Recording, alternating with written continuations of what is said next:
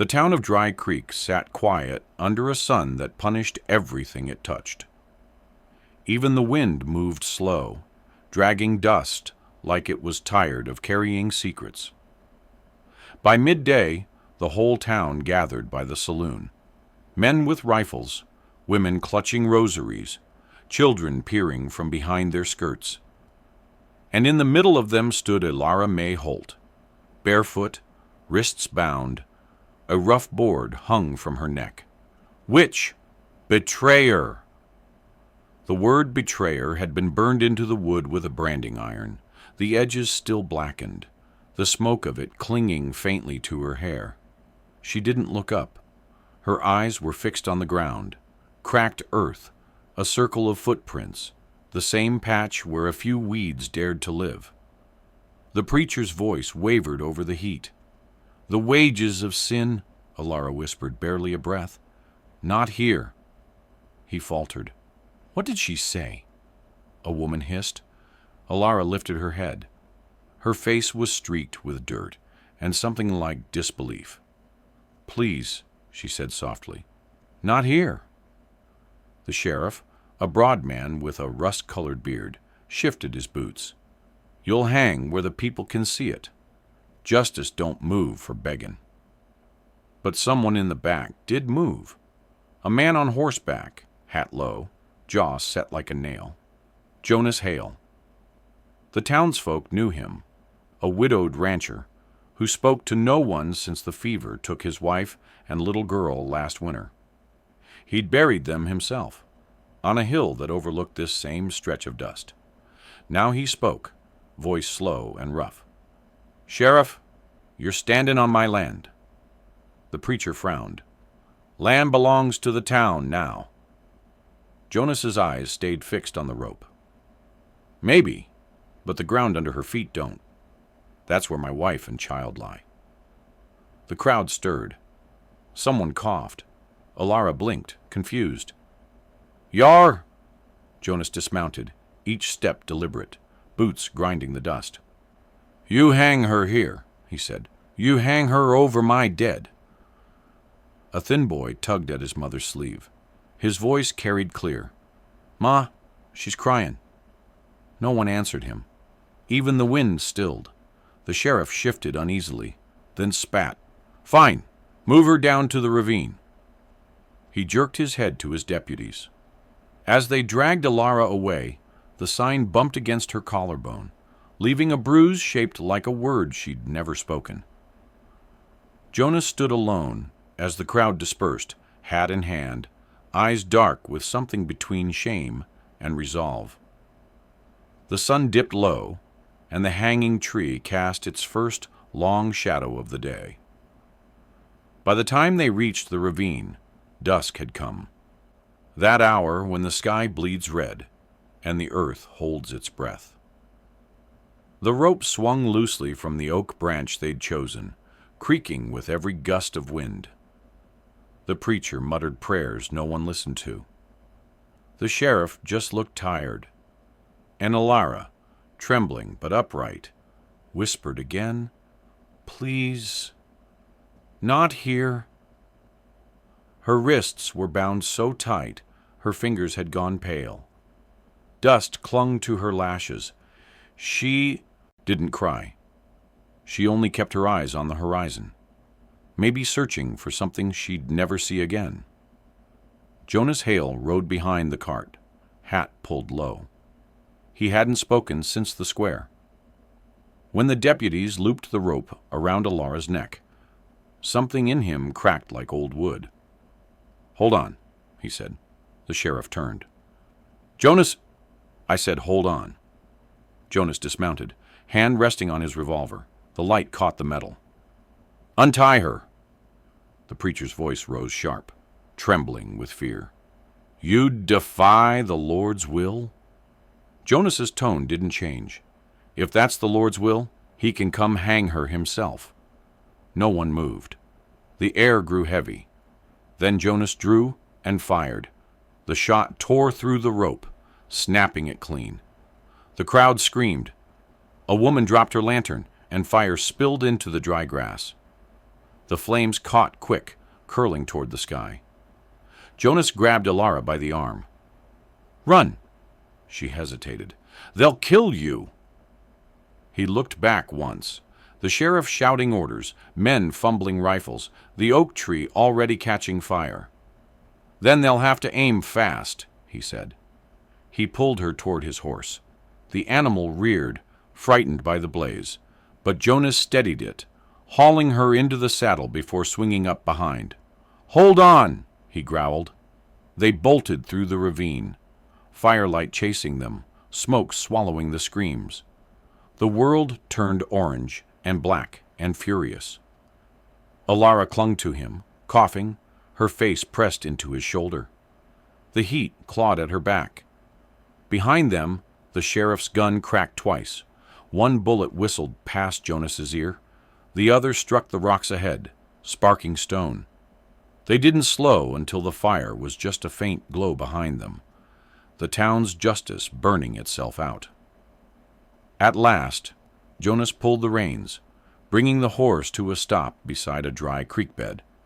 Both riders were slick with sweat and ash. Alara slid from the saddle, stumbling to her knees. The sign still hung from her neck. "Witch, betrayer." Jonas struck a match, handed it to her. "Go on," she stared at him. "You want me to burn it?" He nodded. "You're carrying their words. Best not let 'em rot into your skin." Alara's hands trembled as she touched the flame to the wood. It caught slow, the tar bubbling, the black letters melting into smoke. The smell was thick, bitter, and sweet at once. She watched until it was nothing but a curl of gray ash in the dirt. Jonas said quietly, "Now you start from nothing." Alara looked up at him, face streaked with soot. "Why?" He met her gaze. "Because I've seen what happens when a town needs someone to hate." The wind rose, carrying the last of the ash away into the dark. Neither spoke for a long while. Then Alara whispered, "Not here." And for the first time, Jonas understood. She wasn't begging anymore. She was promising herself. They rode until the stars thinned into gray. The desert stretched, endless, a sea of dust and thorn. When Jonas finally stopped, the horse was trembling, sides slick with sweat. He slid down, boots sinking into the sand. "We rest here." Alara didn't argue. Her lips were cracked, her skin caked with smoke. She knelt, cupping her hands around the faint warmth of dawn, as if light itself could save her. Jonas unpacked what little he had: a canteen half full, a strip of jerky, a flint. He lit a small fire behind a boulder, the flame barely more than a glow. Alara stared into it, arms wrapped around her knees. Her wrists were raw, where the rope had bitten deep, the skin dark and swollen. Jonas tore a clean strip from his sleeve and tied it around them. "You don't have to," she whispered. He didn't answer. The silence stretched, full of things neither dared to say. Finally, Alara spoke. "They said I poisoned him." Jonas glanced at her. "Your husband?" She nodded. "Said I cursed his cattle, whispered demons through the walls." Jonas poked at the fire. "And did you?" She looked up, eyes sharp despite the exhaustion. "Would it matter if I said no?" He studied her face, too steady for guilt, too proud for lies. "It would," he said quietly. "Matters to me." She exhaled, the sound more sigh than breath. "He beat me, broke me down till I could barely speak. When the fever came, I begged him to see the preacher. He laughed, said he'd rather die than be healed by a woman's hand. So he did." Jonas's jaw tightened. "And they hung that on you." "They hung everything on me, like it made their sins lighter." He handed her a piece of jerky. "World's full of men who need a witch to feel holy." She took it, but didn't eat. "You believe in witches, Jonas?" He stared at the rising sun. "No, But I believe in pain that changes people. The fire crackled. Wind whispered through the brush, soft, dry, endless. After a while, Ilara leaned back against a rock. Her eyelids fluttered, exhaustion pulling her under.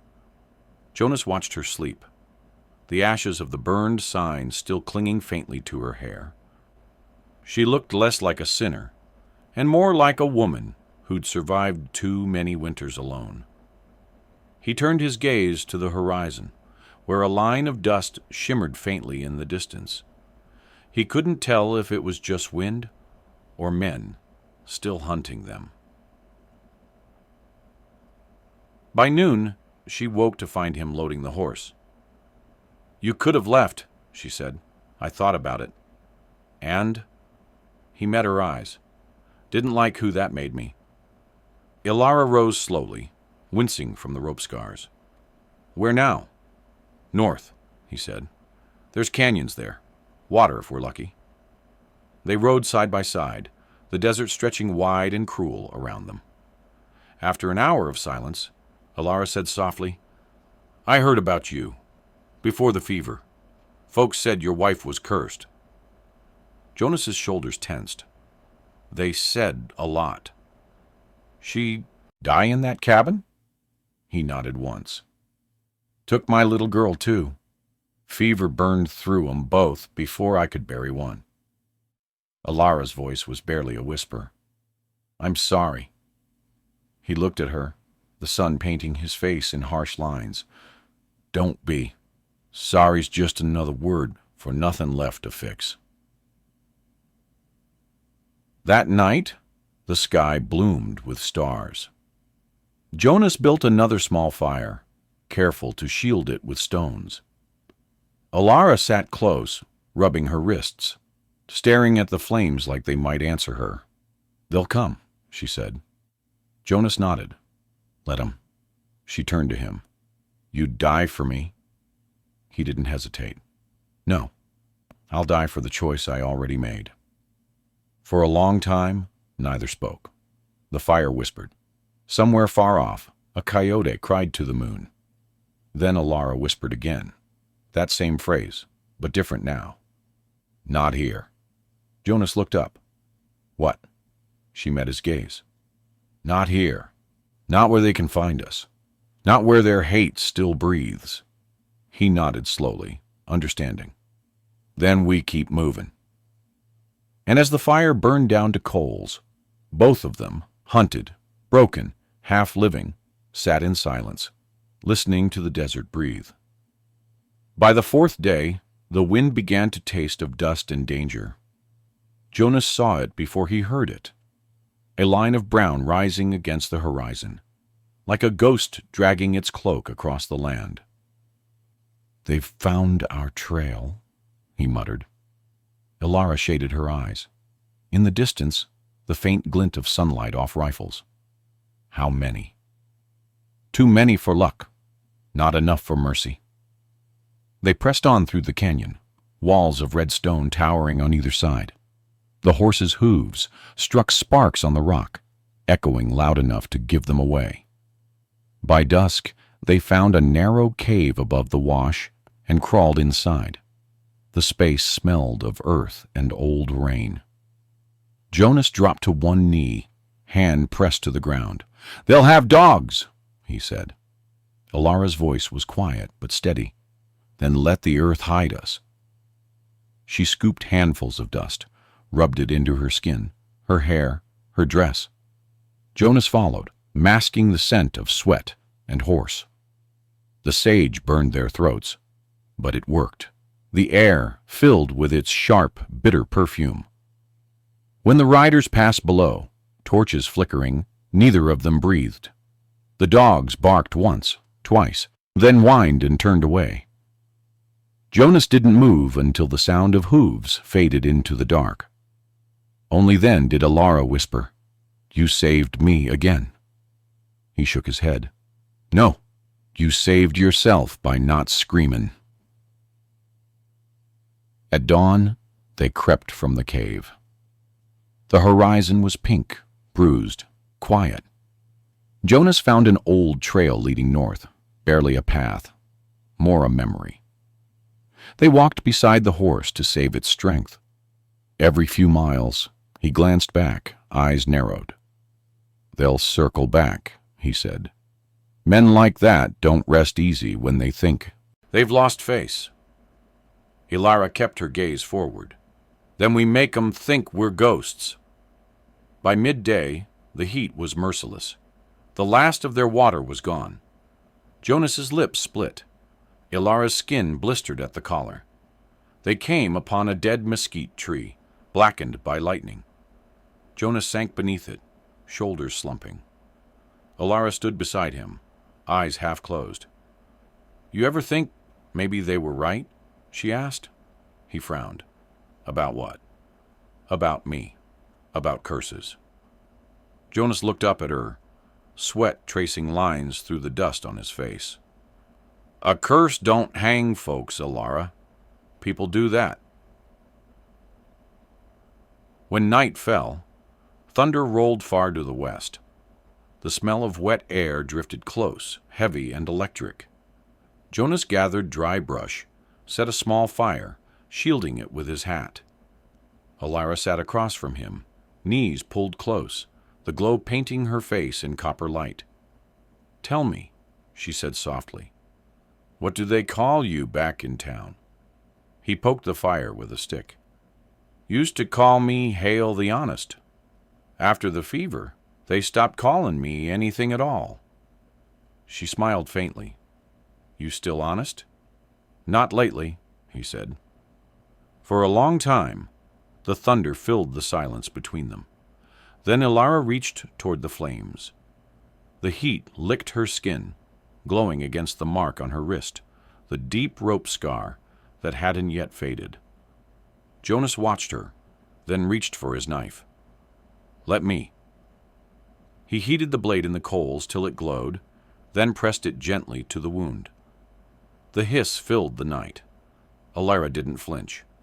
When he pulled back, the scar was blackened, sealed. She breathed through her teeth. "It hurts," he nodded. "Means it's healing." She looked at the mark, then at him.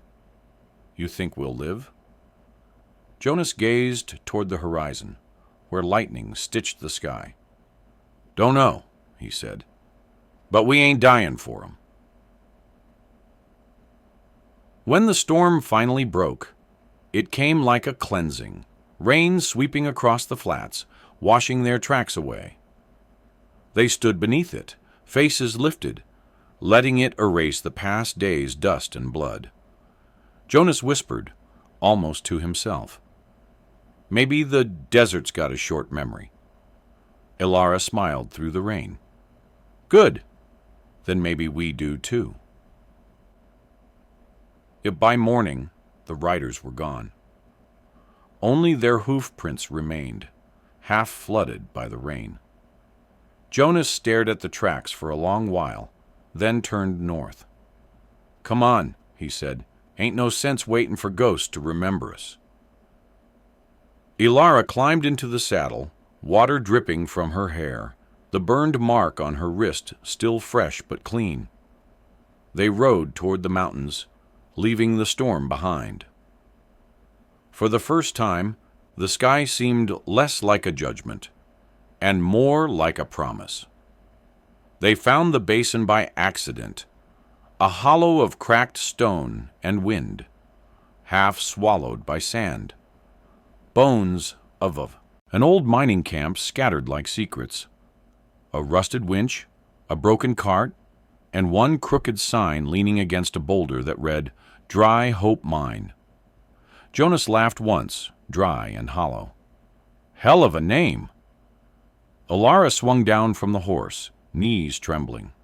The air was cooler here, shaded by the canyon rim. "It'll do," she said, her voice rough. Jonas studied her for a moment. She was half-starved, bruised, eyes rimmed with smoke, but she stood like a mountain.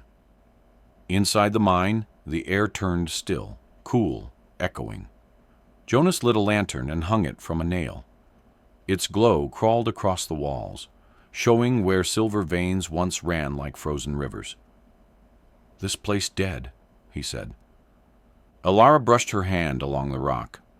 "Dead things don't scare me anymore." They made a small fire in the center chamber, smoke curling toward the low ceiling. Jonas divided what was left of the jerky. Alara stared into the flames. "You think they stopped?" He shook his head. "Men like that don't stop. But maybe they'll forget the direction." She laughed softly. "Men forget their sins faster than their pride." After a while, Jonas took something from his pocket, a folded scrap of paper, worn and dirty. Her name was still visible across the top, Alara May Holt. He stared at it a long time, then tore it in half. "You keep one piece," he said, handing it to her. "Proof you're still real." She turned it over in her palm. "And the other?" He fed it to the fire. "Proof you ain't theirs anymore." That night, the sound of thunder rolled again, far off. Alara woke to find Jonas sitting by the fire, carving something from a small block of mesquite. "What is it?" she asked. He didn't look up. "Don't know yet." She pulled her shawl tight. "You talk like a man who ain't sure if he's living or remembering." He smirked faintly. "Ain't much difference some days." Alara hesitated, then said, "You could have left me. No one would have blamed you." "I would have," he said. For a while, the only sound was his knife against wood.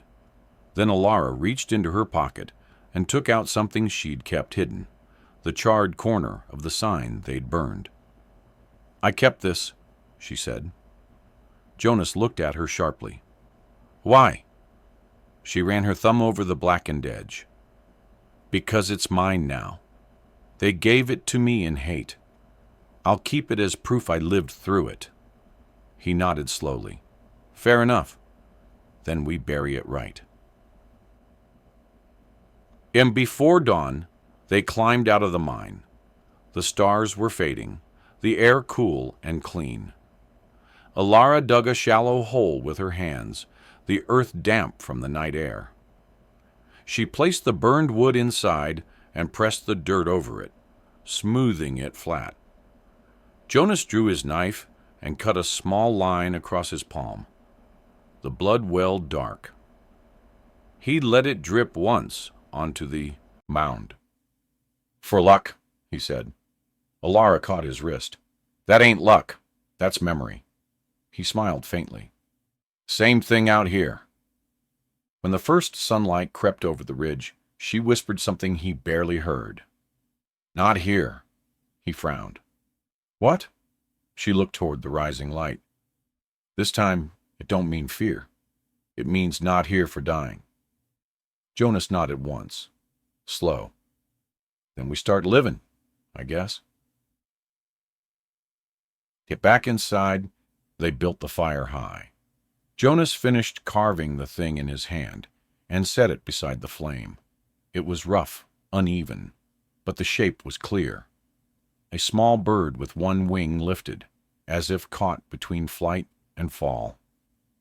Alara smiled when she saw it. "That's what we are," she said. Jonas raised an eyebrow. "Half flying, half free," she corrected. Outside, the sun climbed higher. The mine walls glowed red and gold. For the first time since the hanging, neither of them spoke the word run. That evening, they sat at the mouth of the mine, watching the desert turn to copper. Jonas passed her the canteen. "Ain't much water left." Alara took a sip, then poured a little into the dirt beside her. He blinked. "Why'd you do that?"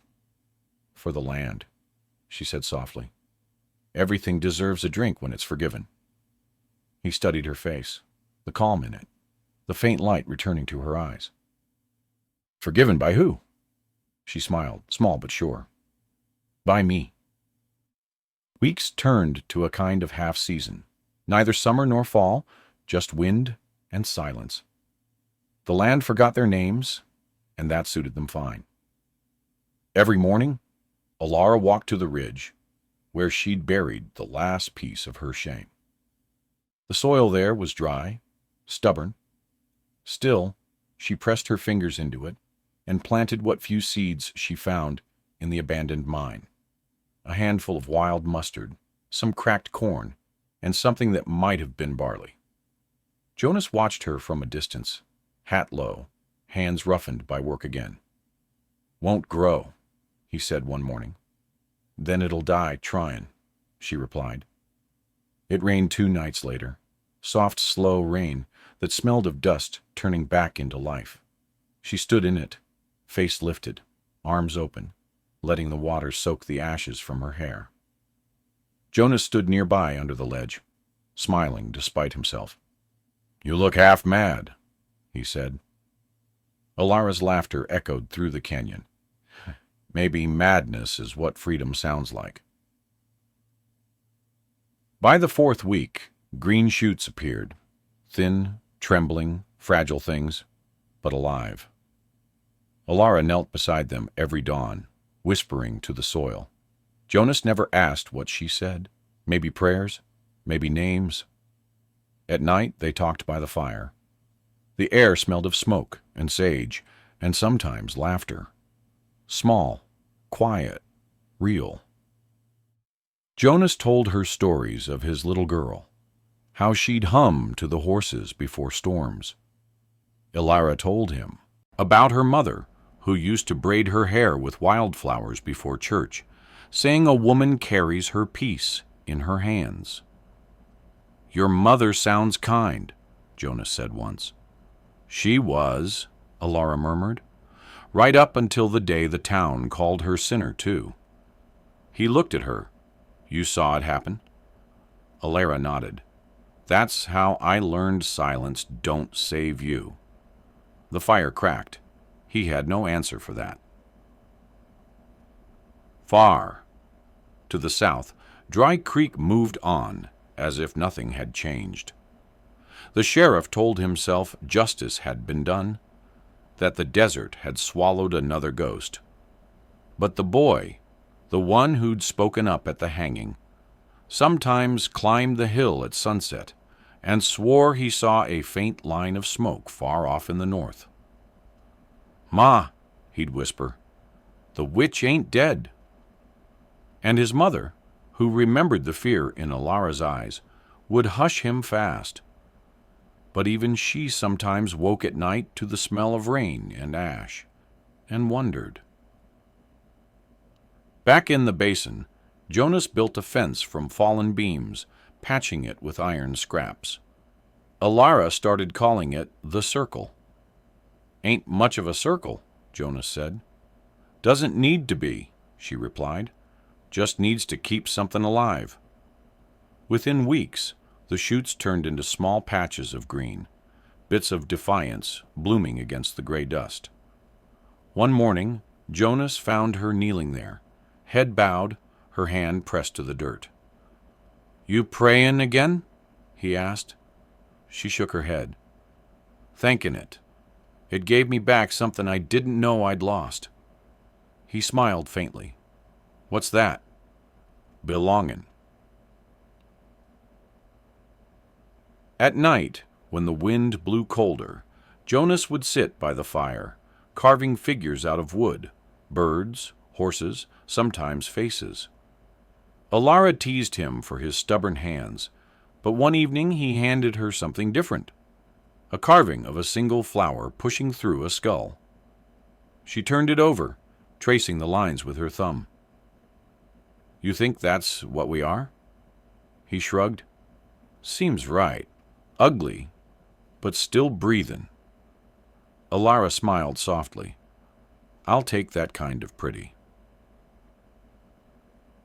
By the time the moon turned full again, their camp had a rhythm: chores, silence, shared meals, sometimes talk. Once, while tending the fire, Alara said, "You ever think they'll remember us?"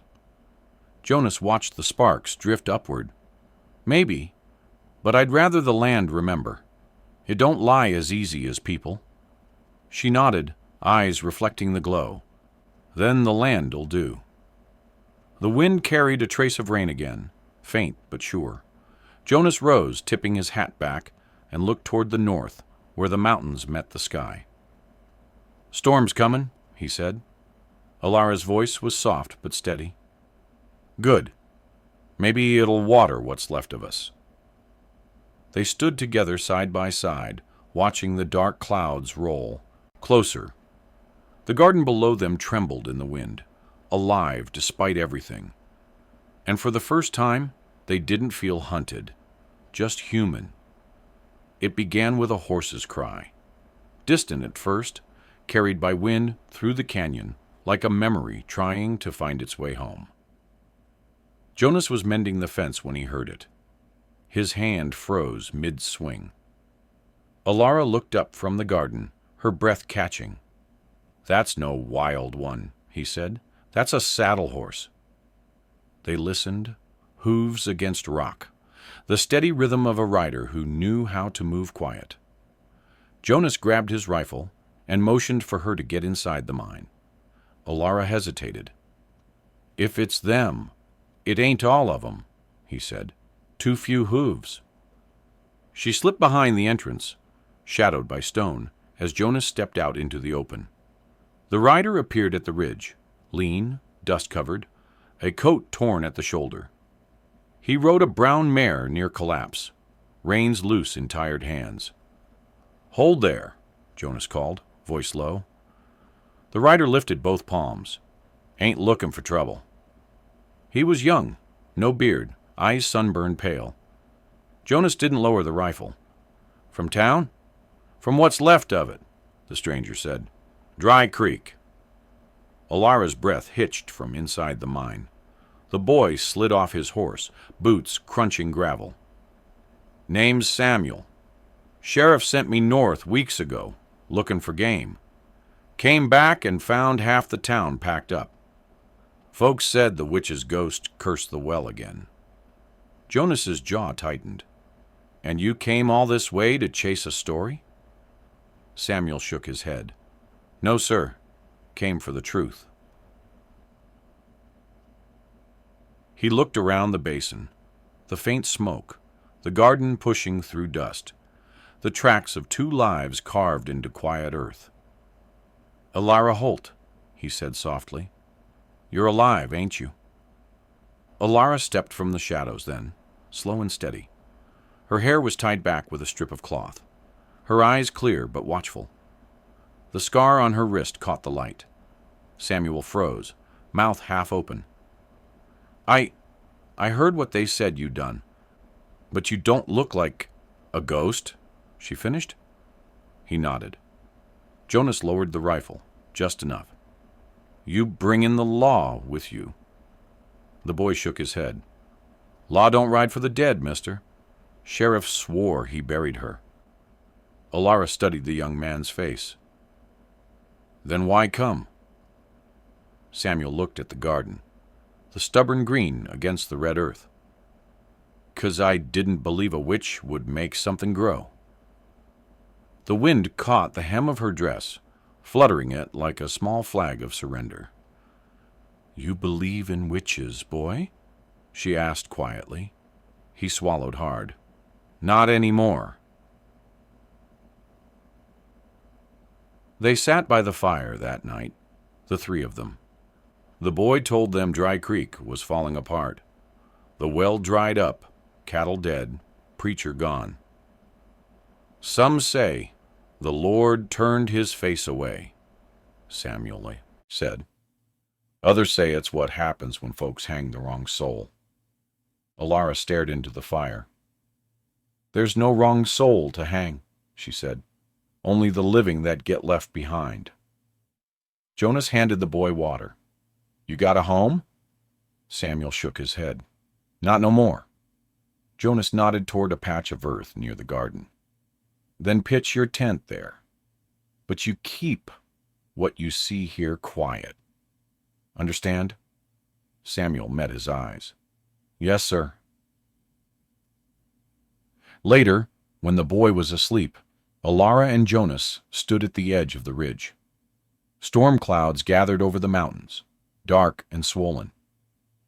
"He'll go back," Jonas said, "and when he does, so will our peace." Alara's voice was calm.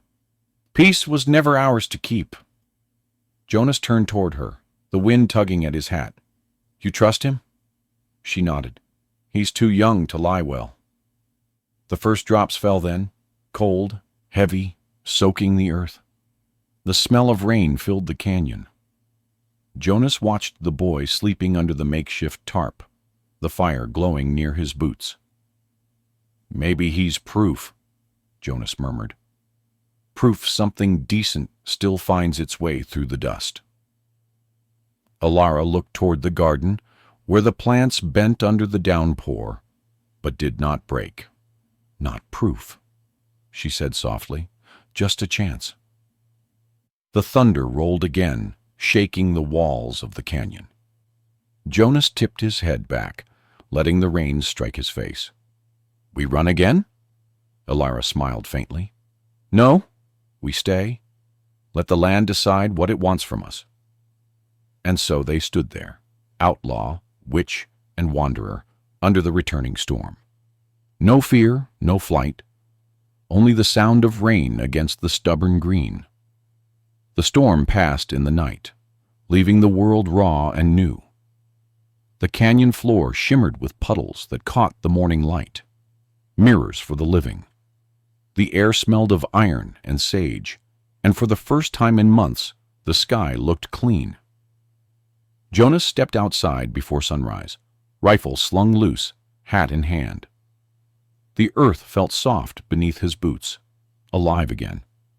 Behind him, Alara tended the garden, brushing rainwater from the green shoots that had survived the storm. Samuel slept near the fire pit, his blanket soaked through, mouth open in the easy peace of the young. Jonas crouched, touching the dirt. "You did it," he murmured. Alara looked up. "We did it." She smiled faintly, kneeling beside the small fence. The plants had doubled overnight. Wild mustard, barley, tiny purple flowers she hadn't planted at all. Life finding a way, uninvited but welcome. Jonas rose, looking toward the ridge. "Storms cleaned their tracks, too. No one will find this place now." "Maybe that's the Lord's mercy," she said. He shook his head. "No, that's yours." By midday, Samuel awoke, stretching, blinking at the sunlight. He stared at the garden, awe softening his face. "It's beautiful," he said. Alara handed him a sprig of green. "Here, proof." "Proof of what?" "That things grow again," she said, "even after fire." The boy looked down at the leaf in his hand, eyes wide, as if he were holding forgiveness itself. "I'll go back," he said after a moment. "Tell 'em the desert ain't cursed." Jonas frowned. "That's dangerous talk." Samuel smiled. "So was saving her." Alara stepped closer, her voice low. "Don't tell 'em where." "I won't," he said. "But they'll know someone out there made the rain come back." She studied him a moment longer, then nodded. "Then let the legend do what truth can't." By evening, Samuel was gone, a single rider vanishing into the west. His tracks faded before the next wind came. Jonas sat by the fire, sharpening his knife, the rhythm slow and sure. Alara sat across from him, sewing a tear in her sleeve. The silence between them was different now. Not empty, but full. He broke it first. "You reckon he'll tell it right?" "No one ever does," she said. "But stories change slow, like scars." Jonas nodded, glancing at her wrist. The mark was pale now, healed, but visible, a faint ring around her skin. "You keep touching it," he said. "Reminds me I ain't theirs no more." He smiled, the first real one she'd seen. "Good reason." She looked at his hands, calloused, scarred, the knife catching the light. And you? What'll you keep? Jonas stared into the fire. This place, he said. You, the quiet. When the fire burned low, they walked to the garden together. The moon rose, silver and solemn, painting the canyon walls in soft light. The flowers trembled in the night breeze. Ilara knelt and dug a small hole near the fence post. From her pocket, she drew a thin rope, what was left of the noose they'd cut that day. She'd carried it all this time, coiled tight and hidden. Jonas watched, silent. She buried it gently, pressing the soil flat. That's the last of it, she said. He asked, You sure? Ilara met his eyes. A rope's only worth something if it holds. This one broke. Let it stay broke. Jonas touched the brim of his hat. Amen to that. The next morning, they woke to birdsong, a sound neither had heard in months. The garden glistened with dew. The air held a faint sweetness. Jonas sat on the porch rail, whittling the last bit of his mesquite wood. Ilara stepped out beside him, hands stained with dirt. What you making? She asked. He showed her a small cross, nothing holy about it, just two pieces bound together with a strip of leather. For the grave? She asked. For the garden, he said. Not for praying, for remembering. She took it, set it in the soil beside the growing plants. The wind leaned through the canyon, brushing her hair across her face. Think they'll come again? She asked. Jonas shook his head. No, towns forget faster than they forgive. Ilara smiled, looking toward the horizon. Good, let 'em forget. They stood there as the sun climbed, two silhouettes against a land once barren, now trembling with the faint promise of life. Ilara reached down, touching a single bloom, a small white flower rising from the very spot where she'd buried the noose. Jonas watched her hand linger there, and for a long time neither spoke. Finally, she whispered, Maybe this is enough. Jonas nodded. It's more than most get. The wind carried their words away, over the hills, back toward the world that had left them for dead. And in the garden below, the flower swayed, delicate, defiant, alive. A quiet proof that some things survive,